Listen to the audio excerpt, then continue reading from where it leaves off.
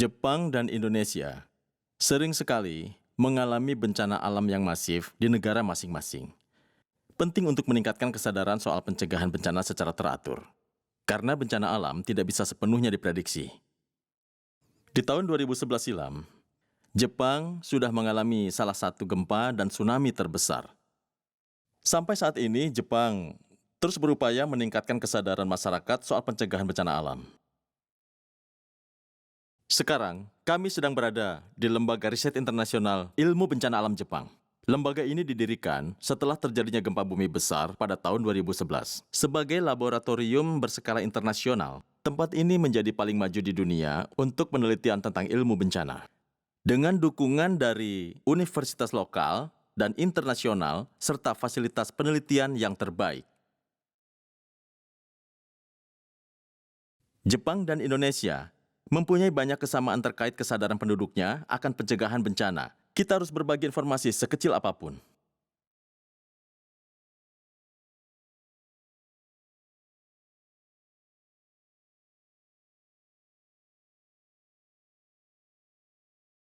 Melalui program ini, kami ingin belajar tentang kesadaran dalam mengatasi kerusakan bencana alam antara Jepang dan Indonesia.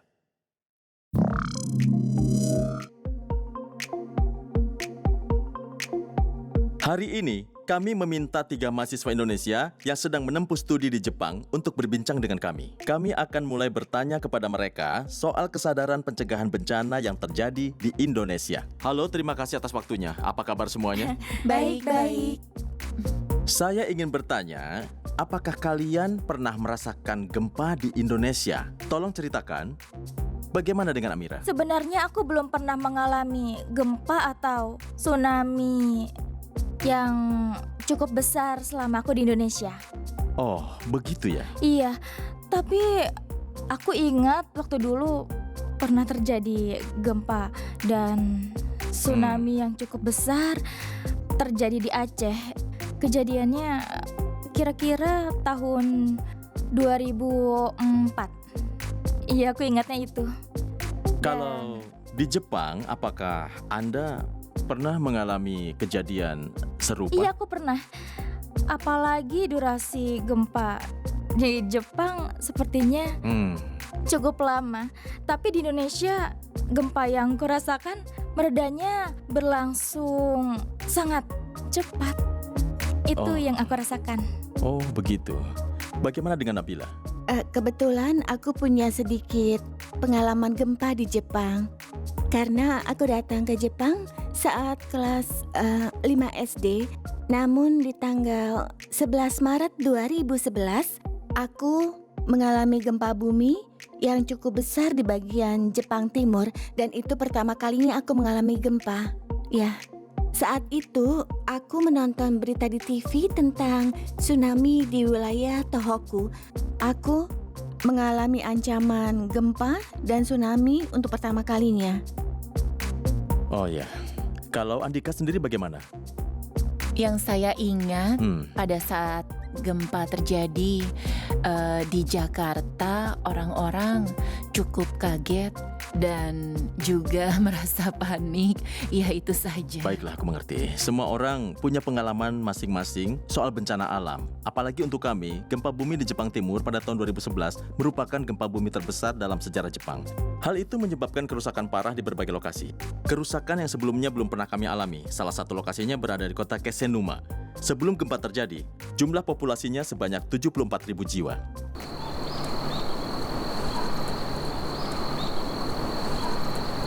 Kemudian, kota terkena gempa bumi dan tsunami. Kota Kesenuma mengalami kerusakan parah karena efek tsunami dari gempa bumi Jepang Timur di tahun 2011. Sebanyak 1.355 orang tewas atau hilang. Sekitar 26.000 bangunan hancur. Terhitung sebanyak 41% dari seluruh bangunan di kota. Kami mendapat berbagai informasi pada saat malam gempa terjadi. Listrik padam cukup lama dan kami tidak bisa menonton televisi. Radio setempat menyampaikan informasi bahwa puluhan ribu orang telah tewas. Banyak puing di jalanan dan lantai pertama balai kota terendam air. Foto yang diambil dari atap ini menunjukkan laut seolah terbakar karena adanya ledakan besar. Banyak mobil bertumpuk, rumah hancur. Kami seakan-akan musnah dihantam musibah ini. Tetapi perlahan-lahan kami memahami situasi itu. Kawasan pesisir kota Kesenuma pernah dilanda tsunami serupa di masa lalu. Itu sebabnya warga pesisir memiliki kesadaran tinggi terhadap pencegahan bencana. Latihan evakuasi tsunami rutin dilakukan. Warga dan penduduk setempat berkeliling kota untuk memastikan seberapa jauh banjir akan datang. Juga memahami pada titik mana mereka harus mengungsi ke tempat yang lebih tinggi jika tsunami datang lagi. Seluruh wilayah pesisir mengadakan kegiatan pencegahan. Selain itu, kami mempersiapkan siaran darurat yang dipasang di kota kami. Kami juga berusaha mengirim dan menawarkan informasi melalui Twitter dan situs web resmi kota Kesenuma. Selain itu, setelah gempa besar Tohoku, kami berbagi informasi di media sosial lainnya seperti Facebook dan lain, serta mengirimkan pemberitahuan darurat gempa ke ponsel. Kami juga telah melakukan langkah-langkah di sisi perangkat keras, seperti membangun tanggul pasang surut untuk mencegah tsunami. Tapi tentu saja ada kemungkinan terjadi tsunami yang ketinggiannya melebihi tanggul yang sudah dibangun. Konsep dasar kami adalah mencegah menduduki tempat yang berpeluang kebanjiran. Bahkan tempat-tempat yang tsunami besar bisa meluap kapan saja. Kota Kesenuma dikenal sebagai salah satu bisnis perikanan laut lepas di dunia. Sehingga banyak anak magang jurusan ilmu kelautan sebelum gempa terjadi. Dengan hubungan kerjasama ini, Kota Kesenuma mendapat banyak dukungan dari Indonesia pasca gempa. 3 bulan setelah gempa, Presiden Indonesia ke-6 Susilo Bambang Yudhoyono beserta istrinya mengunjungi tempat evakuasi sementara untuk menghibur para korban bencana sambil mengirimkan hadiah untuk anak-anak dan memberikan sumbangan ke kota kami pada Juli 2011. Satuan anggota penyelamat BNPB Indonesia, Yus Rizal, datang ke kota Kesenuma untuk membantu evakuasi berbagi cerita pada waktu itu. Selamat pagi, nama saya Yus Rizal, salah satu anggota tim bantuan kemanusiaan Indonesia pada saat terjadi bencana tsunami di Jepang pada tanggal 11 Maret 2011. Kami, tim, tiba pertama kali di Jepang pada tanggal 18 Maret 2011. Pada saat itu keadaan memang masih porak-poranda, puing-puing masih berserakan akibat dampak tsunami tersebut. Namun demikian, para pengungsi sudah berada di tempat pengungsian. Tim Bantuan Kemanusiaan Indonesia pada saat itu membawa bantuan selimut sebanyak 10.000 lembar didistribusikan ke para pengungsi. Kemudian yang kedua, tim tujuannya adalah membantu kegiatan SAR, pencarian korban. Namun demikian, setiba di lokasi, kegiatan ini tidak bisa dilakukan. Kota Kesenuma juga berencana bekerja sama dengan penduduk Indonesia di Kesenuma untuk mempersiapkan pencegahan bencana di masa mendatang. Misalnya kami ke dataran tinggi agar kami paham tingkat ketinggian mana yang kami perlukan pada saat tsunami. Dan warga benar-benar tahu cara mengungsi serta berbagi informasi dalam membuat tempat pengungsian yang layak dan aman. Apalagi, rambu petunjuk evakuasi bencana ditampilkan dalam 5 bahasa, termasuk bahasa Indonesia. Sebagai negara rawan bencana, baik Jepang maupun Indonesia, dengan saling bantu, kami berharap dapat membangun kota yang aman mengurangi resiko bencana.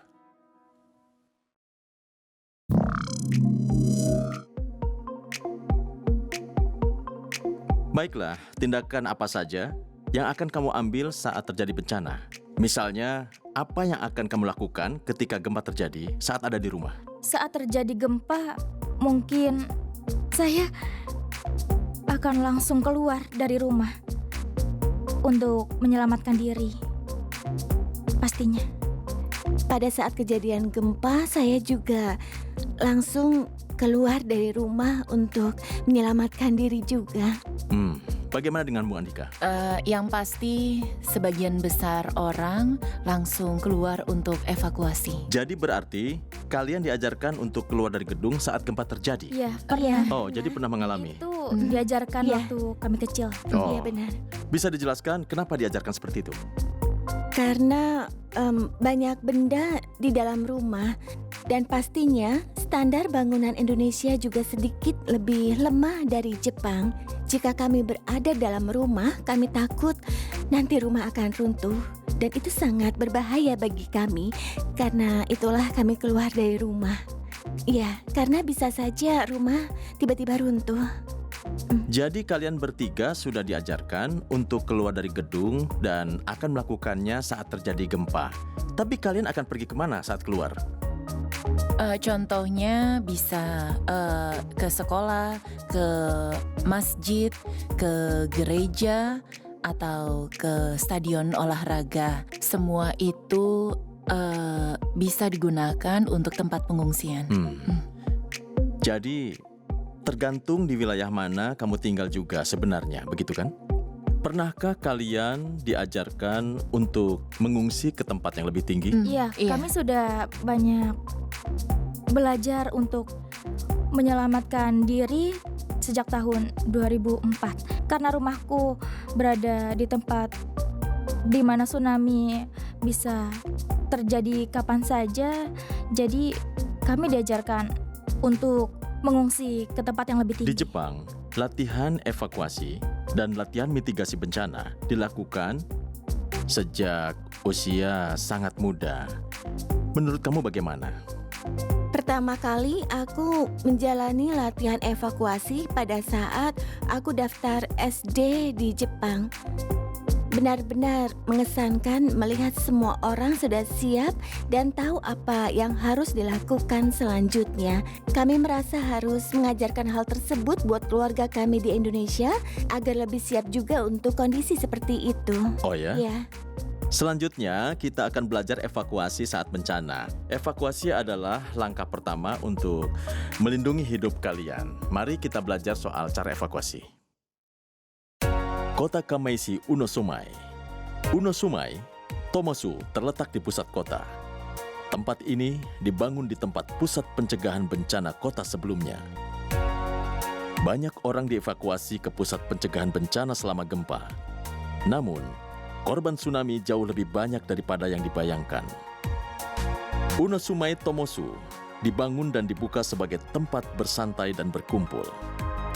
Ini adalah tempat di mana orang dapat belajar dan mengingat, serta mewariskan pada generasi mendatang tentang gempa bumi besar Jepang Timur. Kita bisa merasakan betapa indahnya dan berharganya hidup itu.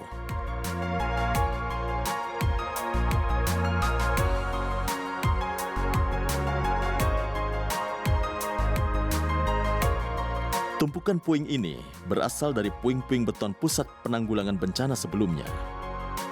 Di dalam Unosumai Tomosu, gedung ini merupakan sarana untuk menyampaikan informasi gempa kepada generasi mendatang dan belajar tentang mitigasi bencana, yang juga disebut bangunan masa depan, menghubungkan kehidupan. Ini adalah Nona Aki Kawasaki yang bekerja di fasilitas ini.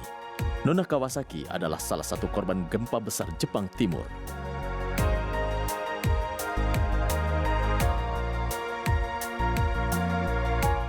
Pada saat terjadinya gempa, aku sedang berada di SMP Kamaishi Timur. Kami sedang ada kelas mitigasi bencana, jadi aku ingat bencana besar akan selalu diikuti dengan tsunami. Tsunami Tendenko adalah istilah yang diturunkan dari generasi sebelumnya dan diajarkan secara rutin di sekolah dan latihan evakuasi. Karena pelajaran mitigasi mengenai bencana didasarkan pada semua itu, maka para siswa pastinya akan merasa sadar. Dan mereka pasti sudah tahu apa yang akan terjadi ketika bencana dan mereka segera berlari. Nona Kawasaki dan para siswa mengungsi dengan mengingat pelajaran itu.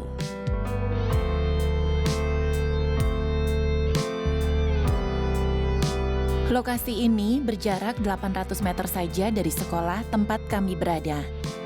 Dan juga tempat awal di mana kami mengungsi. Kami telah belajar untuk hal ini selama latihan evakuasi. Kami bisa memastikan bahwa semua siswa di sekolah bisa dievakuasi.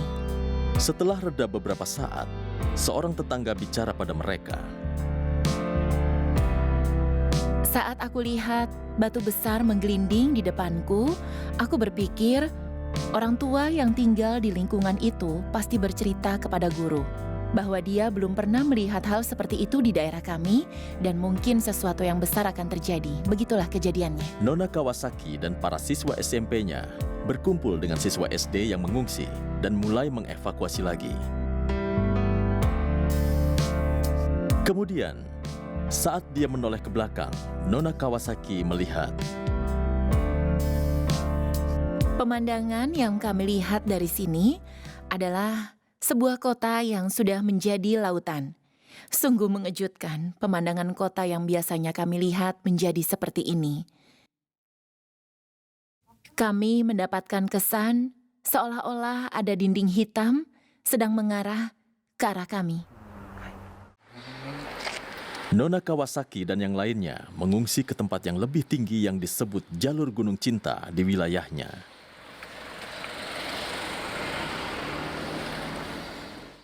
Kami terus berlari agar selamat karena kami tidak tahu kapan tsunami akan mengejar dan menelan kami.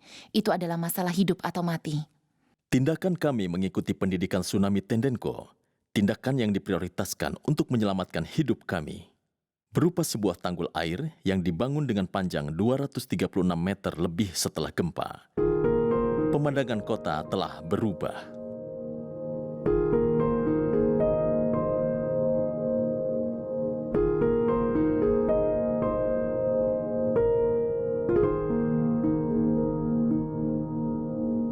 Suasana kota yang dulu sangat kami kenal sudah tidak ada lagi. Tapi kota baru ini mendapat dukungan yang luar biasa berkat kerjasama dan dukungan dari masyarakat setempat. Jadi, kami merasa sangat bangga. Laut Unosuma yang indah dapat dilihat dari tanggul air.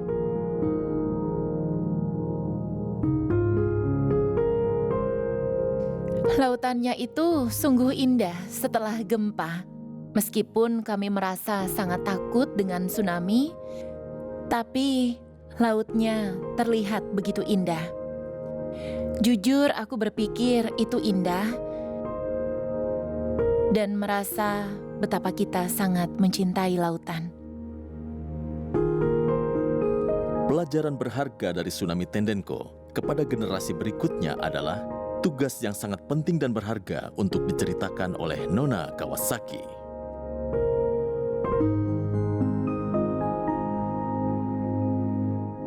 Aku merasa berguna saat menceritakan kisah itu kepada seseorang. Ya, aku masih aktif berpartisipasi untuk menceritakan kisah kami. Gempa besar Jepang Timur telah merenggut banyak hal. 11 tahun berlalu telah membuat banyak perubahan di hati masyarakat dan pemandangan kota. Dengan gempa bumi yang telah terjadi, membuat kita lebih banyak berkomunikasi dengan banyak orang. Dan membuat saya berpikir bahwa gempa bumi adalah peristiwa yang bisa kita pelajari. Nona Kawasaki memberitahu kami bahwa dia akan terus tinggal di Unosumai dengan senyuman lebar di wajahnya.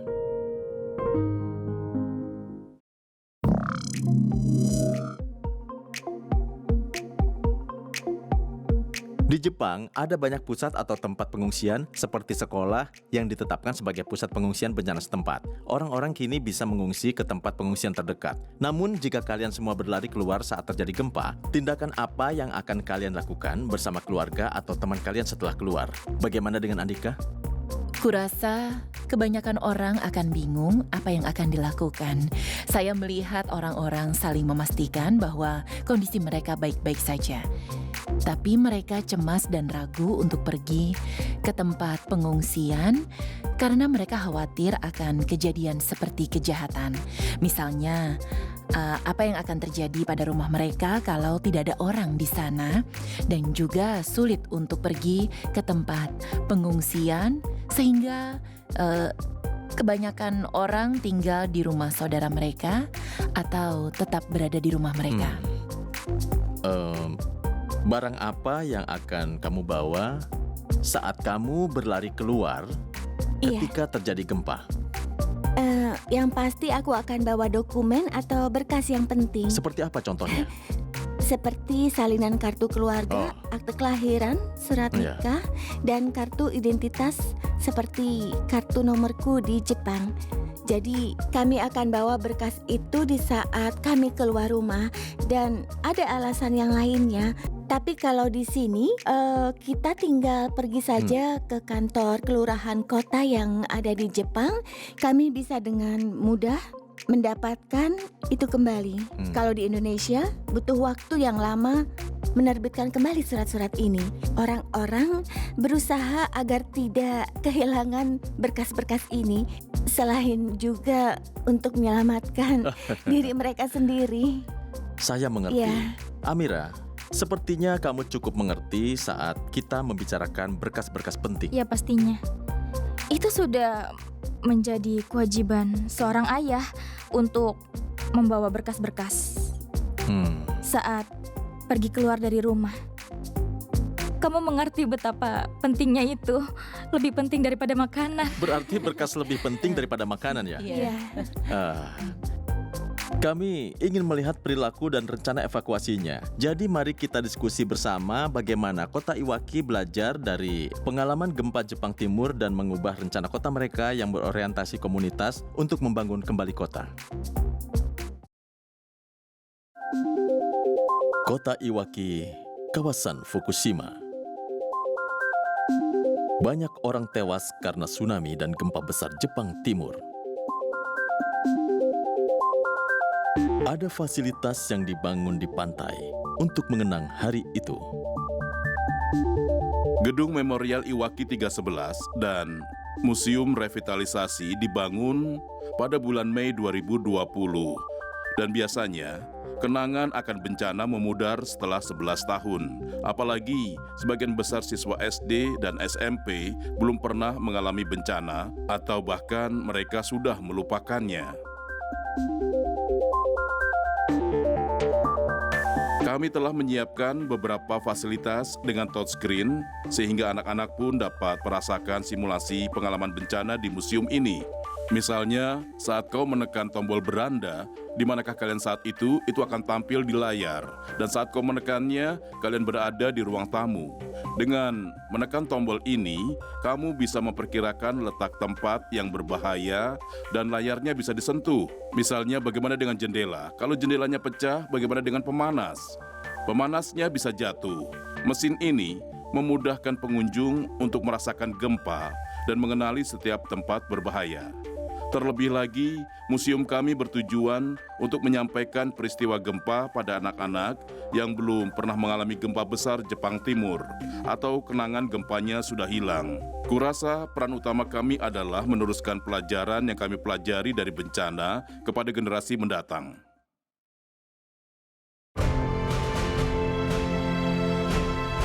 Ada penyintas gempa yang merasa tanggung jawabnya adalah mewariskan yang dia pelajari dari gempa besar itu pada orang-orang yang tinggal di daerah tersebut atau mengunjungi daerah tersebut.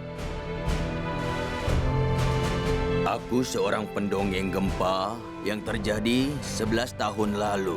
Area ini terkena tsunami dan banyak orang tewas di sini. Aku adalah salah satu penyintas. Sebagai penyintas, aku ingin ceritakan pada orang lain tentang pentingnya hidup. Sebanyak 116 orang tewas di area ini. Kenapa banyak sekali orang tewas? Sebagai korban, kurasa kita harus renungkan itu. Warga sekitar tahu bahwa tsunami akan datang. Tapi kebanyakan dari mereka tidak mengungsi. Aku ingin beritahu kepada yang lain, kalau orang tidak mengungsi, itu kenapa bisa seperti itu? Alasannya, tidak ada yang mengira tsunami sebesar itu akan datang. Pemikiran bahwa tsunami itu lebih kecil sangat bisa menurunkan kewaspadaan kita, dan pemikiran itulah membuat bencana menghantam kita. Hal-hal seperti refleksi diri, penyesalan akan hidup, hal inilah yang harus kuwariskan pada generasi mendatang, dan itu adalah tugasku sebagai penyintas bencana. Pelajaran berharga butuh biaya besar. Di kota Iwaki, kami secara proaktif telah mengatur persiapan dan melakukan penyimpanan untuk pencegahan bencana serupa di masa mendatang dan mempromosikan pembangunan perkotaan yang melindungi penduduk.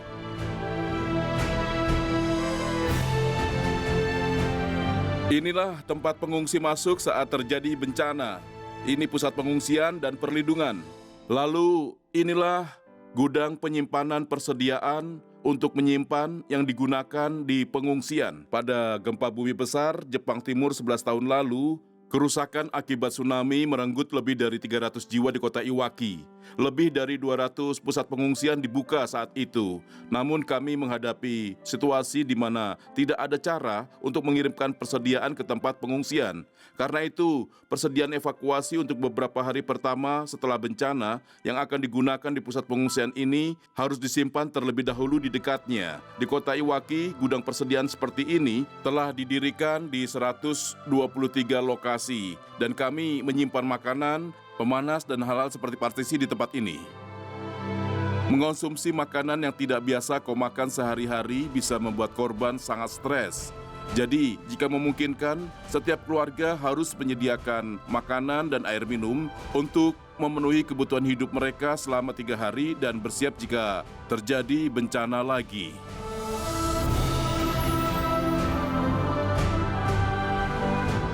Untuk keajaiban alam yang kita tidak tahu kapan akan menyerang kita lagi, kota ini siap untuk melindungi kehidupan tanpa lengah. Di Indonesia, aku mendengar ada sebuah kata yang disebut gotong royong. Apa artinya? Gotong royong itu adalah menyelesaikan bersama-sama saat ada sebuah masalah besar yang ada di lingkungan masyarakat. Itu adalah konsep sosial yang ada di Indonesia. Saat aku masih sekolah di Indonesia, kami harus belajar soal konsep gotong royong. Gotong adalah membawa bersama-sama, jadi kita harus bersama. Dan royong sendiri artinya bersama dengan semua orang. Jadi gotong royong artinya saling bekerja sama dengan semua orang. Oh, itu datang dari semua orang yang mengambil alih masalah. Begitu rupanya, orang-orang saling tolong-menolong. Itu bagus sekali. Iya. Kamu belajar soal gotong royong ini apakah sejak kecil? Ya tentunya. Kalau saya sejak kecil, hari Sabtu itu adalah waktunya untuk gotong royong, yaitu hari bersih-bersih. Contohnya warga menanam bunga untuk mempercantik sekolah mereka dan membersihkan di area lingkungan sekolah kami. Itu semua merupakan contoh dari gotong royong. Ya, seperti itu yang kami tahu. Mungkin ini mirip dengan kata Jepang otagai sama, sebuah konsep saat seseorang dalam kesulitan, maka itu adalah masalah kita juga. Iya, mirip seperti itu. Artinya kita harus saling membantu. Itu adalah ungkapan yang bagus. Ya, benar.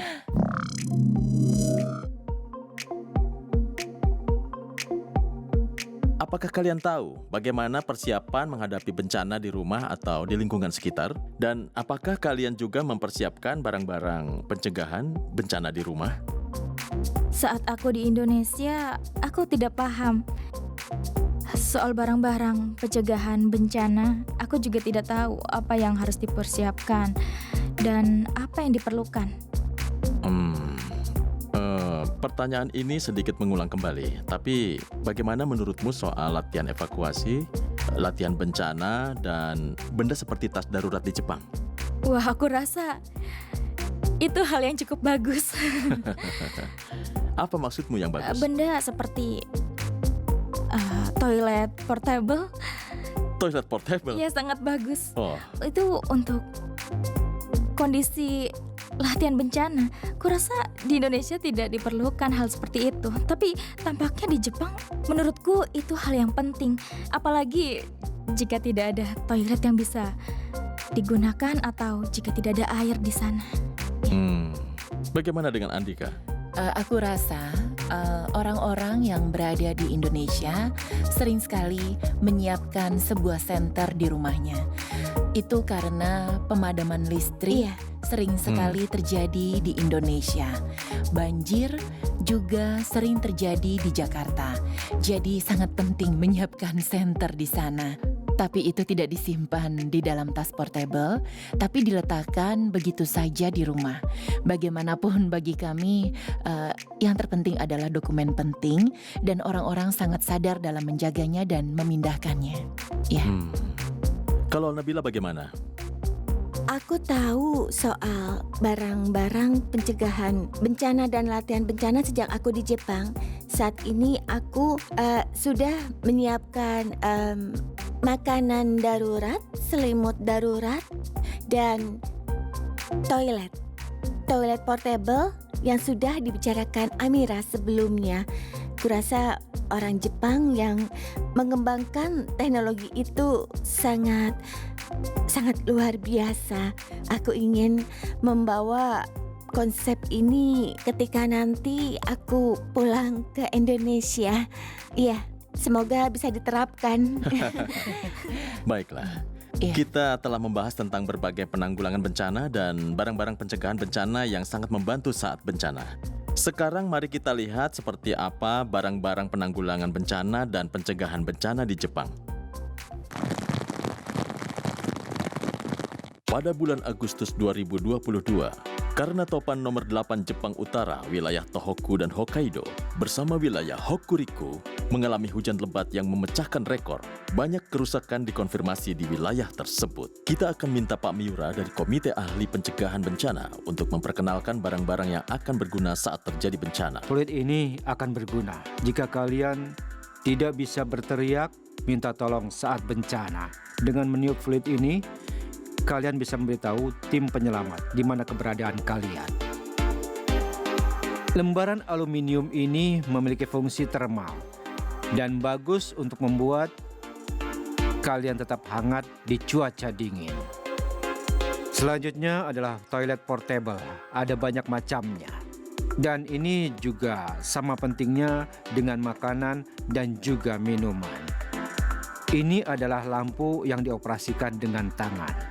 Meskipun tanpa listrik, kalian bisa hasilkan cahaya dengan listrik tenaga surya atau memutarnya secara manual untuk menyalakannya. Ini adalah pemurni air. Saat bencana, kalian dapat menyaring air dari sungai untuk membuat air minum murni. Selanjutnya, mari beralih ke cara lain dari pakar pencegahan bencana. Saat terjadi bencana, yang terbaik adalah kalian memiliki helm yang siap untuk dipakai. Tapi jika kalian tidak mempunyai helm, kalian bisa pakai dengan cara yang seperti ini. Handuk tebal dan juga sebuah mangkuk. Ya, beginilah cara menggunakan helm itu. Dan ini akan jadi pengganti helm yang sangat sederhana buat kalian. Dan kalian akan selamat dengan mengenakan itu di kepala kalian. Selanjutnya kami akan memperkenalkan cara membuat ponco atau jas hujan dari kantong sampah. Pertama, potong bagian yang bergaris hitam dan potong bagian yang berwarna hitam. Seperti inilah tampilannya setelah selesai dipotong. Selembar untuk jas hujan dan yang lainnya untuk ponco. Ikat di bagian yang terlihat seperti seutas tali, jadi tidak akan terbang karena angin kencang. Selanjutnya, kami akan menunjukkan pada kalian cara terbaik untuk menggendong seseorang di punggung kalian saat bencana. Inilah cara standar menggendong orang di punggung kalian. Mintalah orang yang digendong untuk mengulurkan kedua tangannya lebih jauh. Pegang pergelangan tangan seperti ini. Dengan melakukan ini, kalian akan bisa berjalan lebih lama dan jauh. Mitigasi bencana perlu persiapan di waktu normal. Kami berharap kalian semua yang sedang menonton akan bersiap menghadapi bencana. Kami telah bertanya kepada daerah soal bagaimana mereka mengedukasi warganya. Divisi Penanggulangan Bencana dan Penanganan Bahaya merupakan divisi yang menangani berbagai tindakan saat situasi berbahaya seperti gempa bumi, hujan ekstrim, bencana alam, serangan bersenjata. Sebagai contoh, bulan Agustus 2022, saat ada bencana besar hujan lebat, divisi kami membentuk gugus tugas untuk mengumpulkan informasi dari berbagai kota area, dan mengarahkan prosedur selanjutnya untuk menyelesaikan situasi bencana. Untuk mengedukasi dan memperingatkan penduduk Aomori saat bencana melanda wilayah tersebut, kami telah membuat buku petunjuk pencegahan bencana Aomori. Kami membuatnya di tahun 2018 dan telah membagikannya kepada 560.000 rumah tangga di prefektur Aomori. Dalam buku petunjuk ini, kami telah membuat daftar rencana aksi saat bencana dan persiapan menghadapi bencana alam. Kami juga telah membuat video pesan singkat tentang topik yang diperkenalkan di buku pegangan pencegahan bencana Aomori Omamori. Seperti yang ditampilkan di sini, karakter maskot area Omamorisu muncul dan menunjukkan bagaimana bertindak saat gempa dan hujan lebat dengan cara yang ramah yang dapat dipahami oleh anak-anak.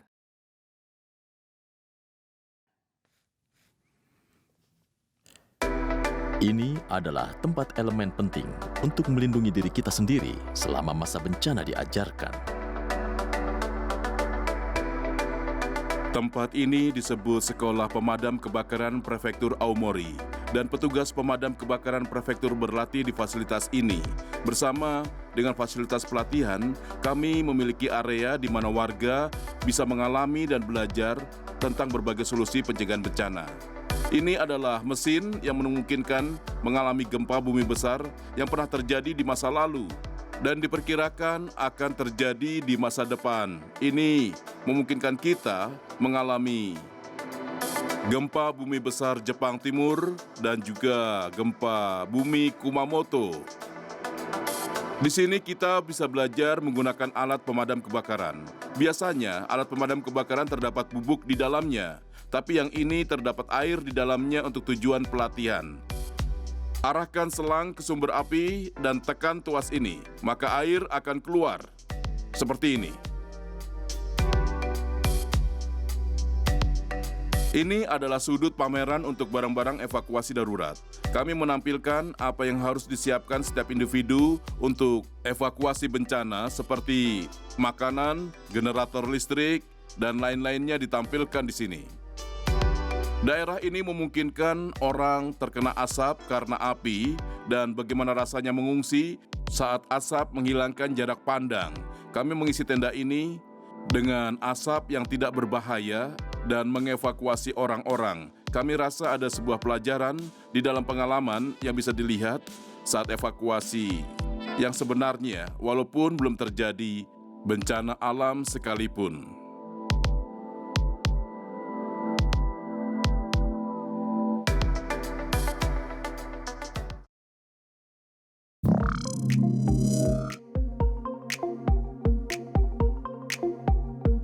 Sebelum kalian ke Jepang, pendidikan pencegahan bencana seperti apa yang kalian dapatkan di Indonesia? Bagaimana dengan Andika? Bencana di Indonesia itu berbeda-beda, tergantung dari daerah tempat tinggalmu. Akibatnya, pendidikan pencegahan bencana juga berbeda di setiap daerah yang ada. Bagaimana dengan Nabila? Pendidikan pencegahan bencana pertama kali kudapatkan saat aku masuk SD di Jepang. Sangat mengesankan bahwa setiap orang memikirkan masa depan dan mengatur segalanya untuk bersiap menghadapi bencana. Tahukah kalian bagaimana masyarakat Indonesia memperoleh informasi tentang pendidikan pencegahan bencana? Jadi tolong kalian ceritakan, dijelaskan sedikit saja. Mungkin mereka belajar sendiri, Iya, seperti menonton video yang ada di YouTube atau mendapatkan informasi dari media sosial. Kalau di kampung halamanku, di gunung bakal ada banyak burung yang terbang di sana. Katanya kalau burung-burung berkumpul dan membuat keributan, itu adalah tanda hal besar. Pasti akan ada sesuatu yang terjadi. Oh, Iya. maksudmu orang berpikir bahwa sejumlah besar burung yang terbang ke gunung adalah tanda bencana. Banyak orang sudah menyampaikan informasi tentang pendidikan pencegahan bencana dengan berbagai cara. Baiklah, mari kita lihat salah satu contohnya dari pendidikan bencana di Jepang.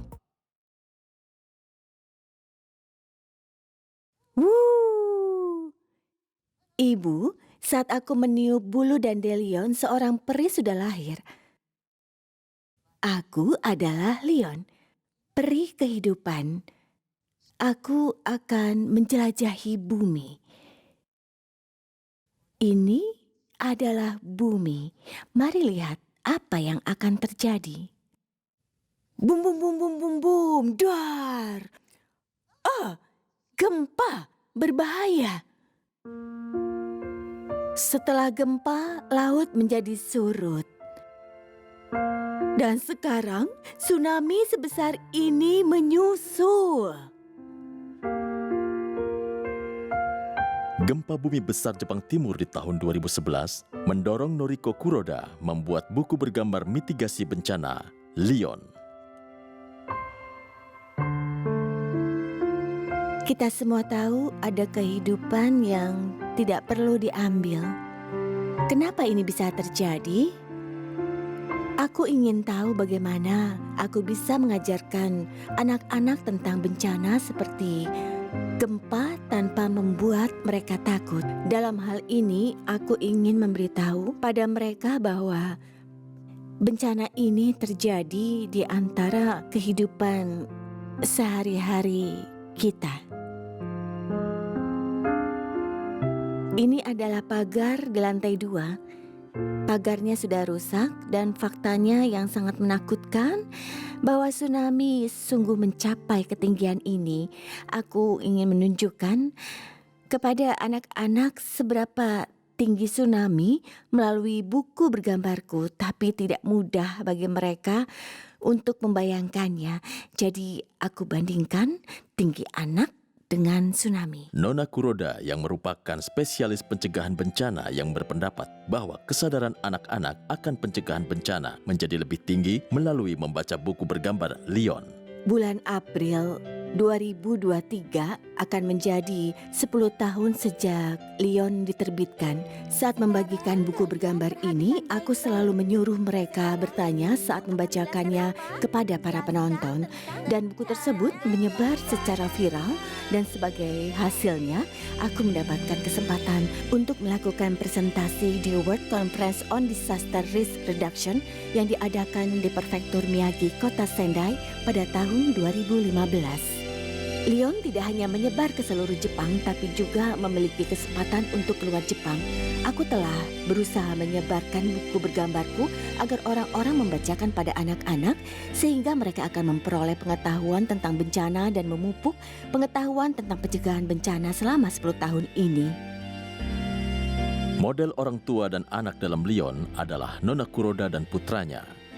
Putra Nona Kuroda, Ichiro, telah menyadari pentingnya pencegahan bencana melalui buku ini. Dia juga ingin menjadi spesialis pencegahan bencana di masa depan untuk mengajarkan tentang pentingnya pencegahan bencana. Aku membaca cerita itu di depan ruangan yang penuh dengan anak TK sebelumnya. Semua orang mendengarkan dengan sangat saksama dan menjawab pertanyaannya dengan keras. Saat gempa terjadi, kita bisa bersembunyi di bawah meja untuk melindungi diri. Jadi cobalah, pencegahan bencana adalah hal penting untuk menyelamatkan diri.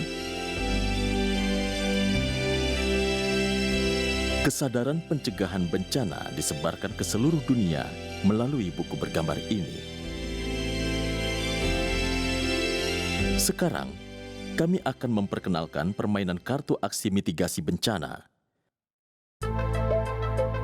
Kami mewawancarai Nona Miwakuri yang terlibat dalam pembuatan permainan kartu. Permainan kartu itu diciptakan selama program pendidikan keselamatan untuk mahasiswa pasca sarjana. Pertama-tama, poin pentingnya adalah anak-anak pun dapat memainkan permainan tersebut. Aku ingin membuat alat pengajaran agar memungkinkan anak-anak segera bertindak melindungi hidup mereka, bahkan di saat yang mengejutkan ketika terjadi bencana. Jadi yang terpenting dalam permainan ini adalah anak-anak pun mampu memahami dan secara spontan mengambil keputusan. Pada kenyataannya, kau harus memikirkan berbagai elemen dan bagaimana kamu dapat melindungi dirimu sendiri karena kau harus menggabungkan berbagai elemen, jawabannya tidak hanya satu. Kami menggunakan piktogram untuk mengajukan pertanyaan. Dalam situasi seperti ini, tindakan apa yang harus kita ambil? Kami menerapkan elemen sehingga jawabannya akan berlipat ganda. Diskusi tentang ini bisa dilakukan, itu pun bisa berkembang melalui permainan ini. Mungkin mahasiswa mancanegara yang baru tiba di Jepang bisa saja belum pernah mengalami gempa sebelumnya. Kami bicara soal bagaimana baiknya juga memberitahu mereka bahwa gempa bisa diikuti oleh tsunami. Dengan bertukar pandangan dan pendapat dengan orang lain, kamu dapat memahami karakteristik negara yang berbeda. Kami telah melihat banyak situasi di mana jawaban seorang pemain akan menciptakan peluang. Jadi, cobalah permainan ini. Kami telah menyiapkan kartu aksi mitigasi bencana di sini. Di sini, kita akan memainkan permainan kartu mitigasi bencana alam. Mari kita mulai. Ya. Ya, Nomor 1. Kalian ada di dalam kelas, lalu ada gempa, gedung bergoyang sangat keras. Nah, kalian harus bagaimana? Silahkan. Ayo, silahkan pilih. Ya. Oh, saya lihat 3 orang mengambil kartu yang berbeda ya. Silahkan perlihatkan ke kamera. Kenapa memilih kartu itu? Karena aku rasa kita harus memiliki benda yang kuat untuk melindungi kepala kita biar tidak terbentur. karena kaca jendela mudah pecah dan juga menyebar, maka aku memilih kartu yang menunjukkan cara keluar lewat jendela. Karena tanahnya berguncang dan sulit untuk bergerak, kurasa pilihan yang terbaik adalah pergi ke kolong meja.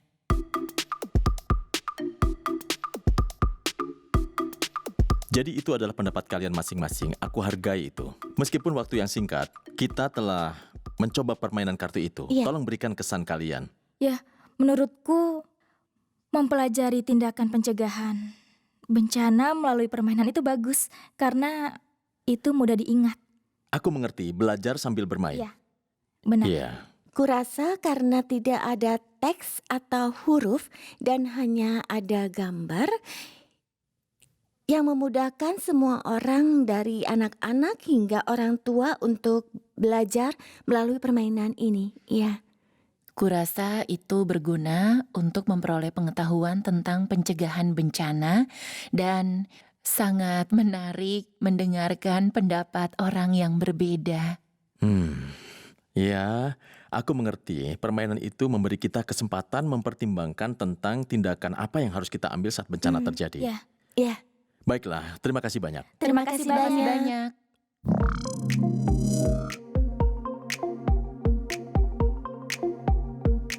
Tolong berikan pendapat kalian tentang teknik pencegahan bencana di Jepang. Kami memiliki peringatan gempa dan notifikasi bencana. Apa pendapat kalian tentang teknik ini?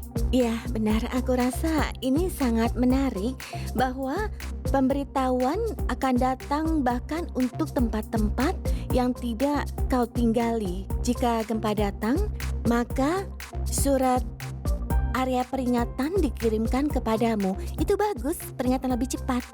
Bagaimana denganmu, Amira? Ya, aku pastinya mencoba mendapatkan awal informasi melalui media sosial. Mungkin ini terdengar asing kalau kita selalu ada di Instagram dan juga Facebook. Kurasa dapat info di media sosial cukup mudah. Kalau Andika bagaimana? Saya terkesan dengan peringatan dan simulasi, dan menurutku ini sangat berguna. Tapi aku penasaran apakah orang Indonesia akan berpikir kalau itu berguna, atau mungkin mereka akan terlalu khawatir dengan yang terjadi, dan aku ingin tahu yang mana yang akan terjadi. Mungkin. Jadi menurutmu karena ini bukan pengalaman biasa, melihat video simulasi realistis bisa jadi sangat menakutkan? Iya, Begitu? itu yang saya rasakan. Baiklah, mari kita lihat teknologi pencegahan bencana seperti apa yang dimiliki Jepang saat ini. Lembaga Riset Internasional Ilmu Bencana. Lembaga penelitian ini berdiri kurang lebih 1 tahun sejak gempa besar Jepang Timur. Lembaga ini melakukan banyak penelitian seperti gempa bumi besar, penjelasan mekanisme tsunami, membangun ilmu kedokteran bencana, dan lainnya.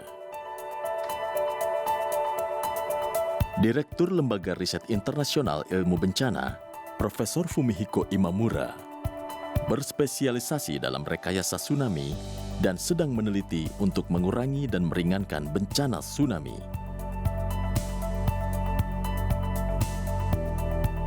Pertama, kami mengumpulkan data dari peristiwa gempa bumi tsunami dan fenomena yang diamati, kemudian kami mereproduksi situasinya. Teknologi simulasi saat ini menjadi sangat berkualitas, jadi kami mencoba seberapa banyak kami dapat mereproduksi situasi. Dengan mengubah kondisi simulasi yang direproduksi, kami dapat memprediksi masa depan. Kami juga bisa memprediksi secara waktu nyata kapan bencana itu terjadi dengan memprediksi dengan cepat dan akurat. Secara bertahap memungkinkan kita terhubung dengan evakuasi orang. Sejarah Jepang sebagai negara gempa membuat negara ini membuat teknologi yang dibangun berdasarkan akumulasi data masa lalu. Teknologi seperti itulah yang telah dipakai di seluruh dunia. Kami berharap teknologi yang kami kembangkan dapat digunakan secara global, termasuk Indonesia. Bahkan sebelum gempa bumi besar Jepang Timur 2011, dalam hal pembuatan peta bahaya, kami telah berkontribusi secara teknologi, tetapi tanpa membatasi diri untuk membuat peta bahaya daerah banjir. Kami ingin lebih memahami untuk dapat menyarankan evakuasi terperinci seperti apa yang tepat, memperingatkan perkiraan kerusakan, dan menyarankan rencana pemulihan dan kebangkitan tingkat apa yang dibutuhkan. Kami berharap teknologi kami yang kami sebutkan di atas akan digunakan dan dibuat menjadi standar internasional agar mudah digunakan di banyak wilayah dan negara lain. Kami mencoba mencari solusi tentang cara membuat standar.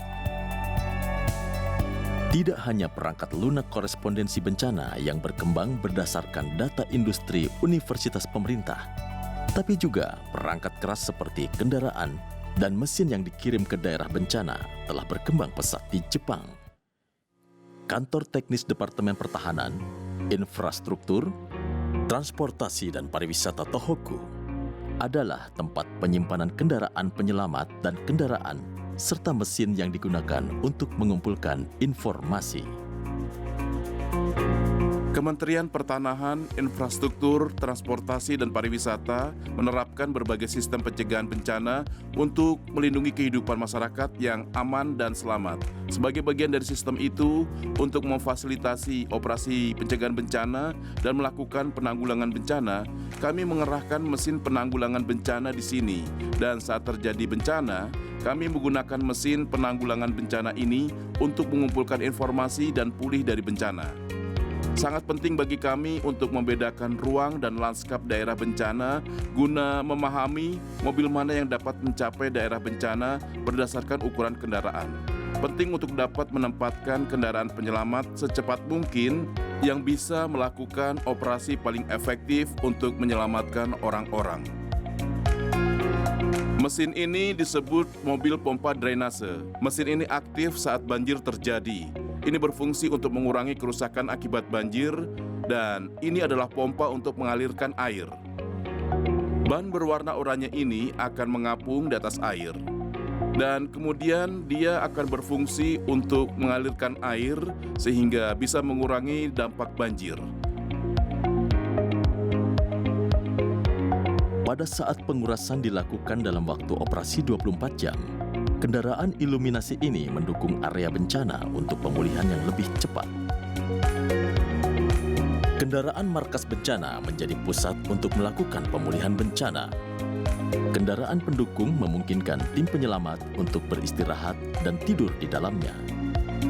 Ada pula kendaraan yang fokus mengumpulkan informasi bencana yang diberangkatkan. Semua ini adalah kendaraan dan mesin penyelamat bencana tingkat tertinggi di Jepang.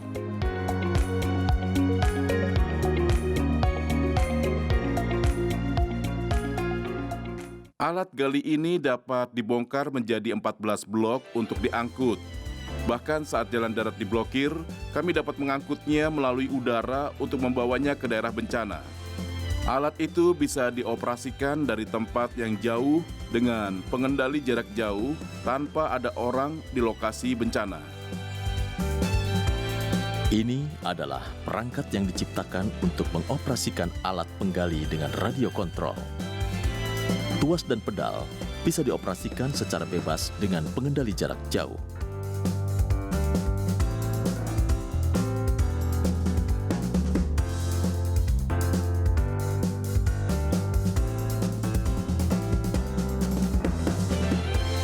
Teknologi pencegahan bencana Jepang berkembang dari hari ke hari.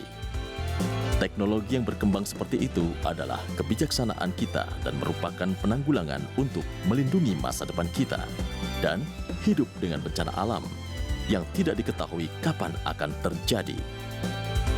Belajar dari pengalaman masa lalu dan memanfaatkannya untuk pencegahan bencana atau membangun sistem pencegahan bencana sangatlah penting.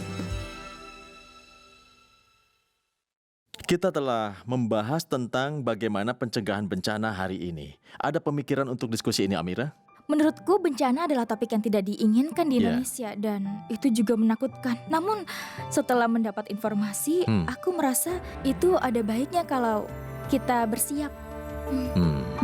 Nabila? Melihat ke belakang sekali lagi pada gempa bumi dan tsunami besar di Jepang Timur, itu membuatku menyadari bagaimana kita harus mempersiapkan diri dalam kehidupan sehari-hari. Bagaimana dengan Andika? Aku juga sebelumnya berpikir untuk menyiapkan barang-barang pencegahan bencana dan juga aku akan siapkan tas persiapan bencana.